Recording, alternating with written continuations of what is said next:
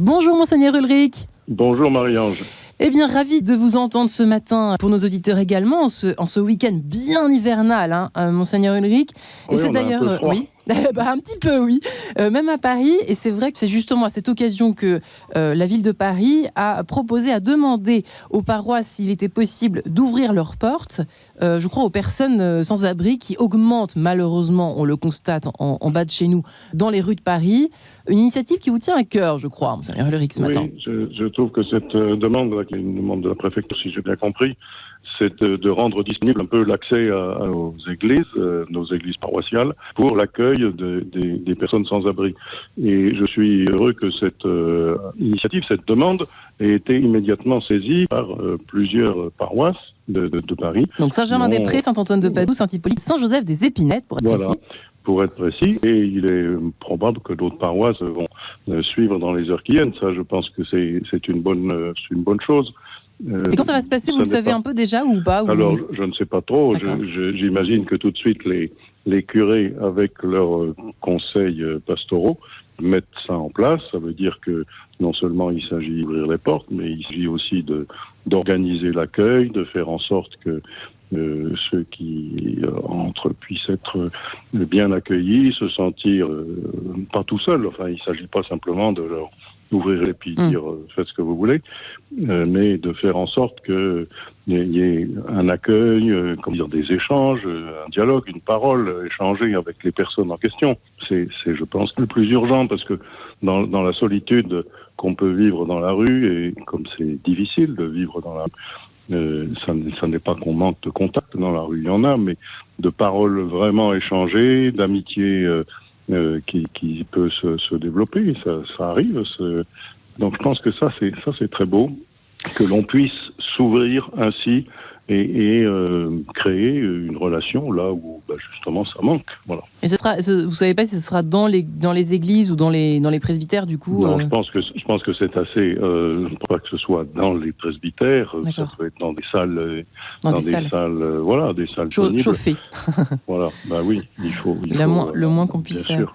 Bien sûr, mais je pense qu'il y a là derrière cela deux choses importantes. La première, c'est qu'on est habité par la parole du bon saint dans l'Évangile, et donc ce qui compte, c'est d'apporter du soin, de la présence, de l'attention.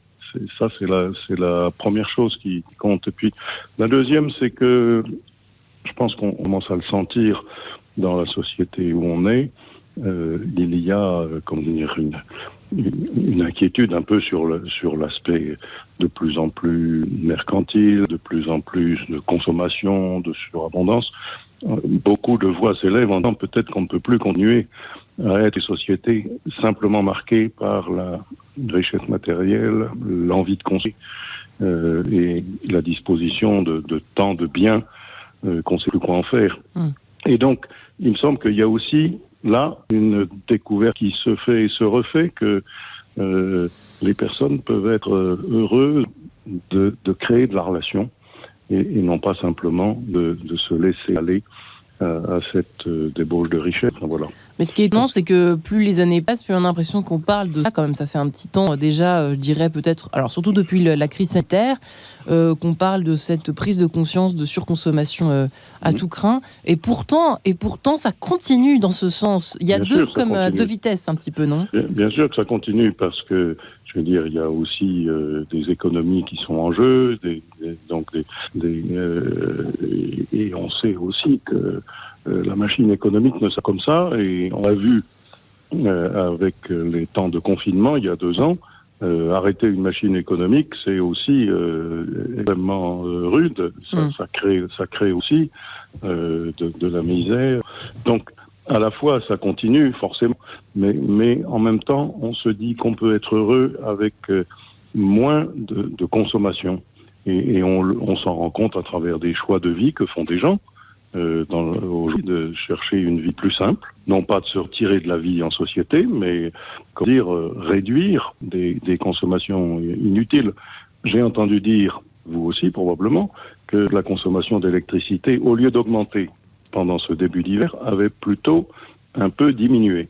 Ça veut dire que beaucoup de gens, des particuliers comme des entreprises et des administrations, sont plus soucieux de ne pas gâcher l'énergie électrique.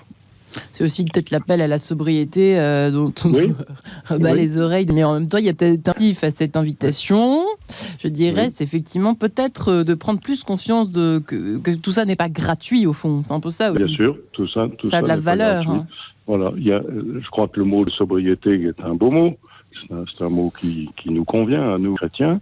Et il ne s'agit pas de ne plus vivre, de ne plus chercher une sorte de confort, etc. Il ne s'agit pas de là. Il s'agit de se dire, est-ce qu'on n'était pas sur une pente où finalement on ne sait plus la vraie chose et on ne sait plus que la plus grande richesse de la vie, c'est le relationnel, c'est le passe ensemble, c'est la parole qu'on échange, c'est l'amitié qui se crée, c'est les liens qui font que les gens qui sont sur le bord de chemin retrouvent quelque place dans notre vie sociale. Donc c'est cela qu'on cherche surtout à faire partager et à faire grandir dans le cœur des... On sent qu'aujourd'hui, il y a une attente à cela.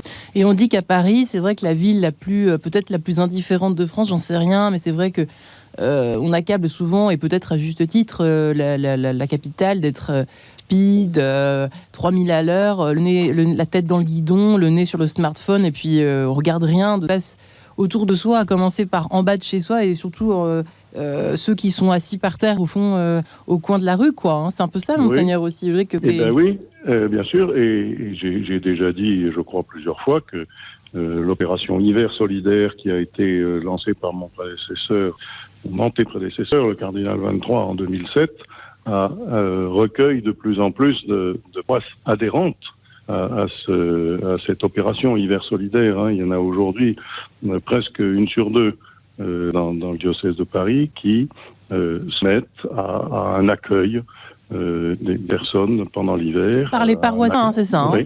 L'organisation, c'est ça. Voilà. Qui sont volontaires. Et donc, de plus en plus de paroisses de Paris le font, et donc de plus en plus de personnes. Le nombre des bénévoles qui sont engagés, c'est de l'ordre de 3000, je crois, dans notre diocèse de Paris. Et c'est une vraie richesse. Voilà. Eh bien, merci infiniment. Un appel aussi à la solidarité de la part de nos fidèles parisiens, puisque c'est à eux d'abord qu'on s'adresse, peut-être, Monseigneur Éric, pour l'avoir fait très sympa, Hiver solidaire. C'est un peu surprenant au début. Et après, on a vraiment des liens. Voilà. Ceci étant dit, merci infiniment. Et puis, on vous dit avec joie à la semaine prochaine. Merci.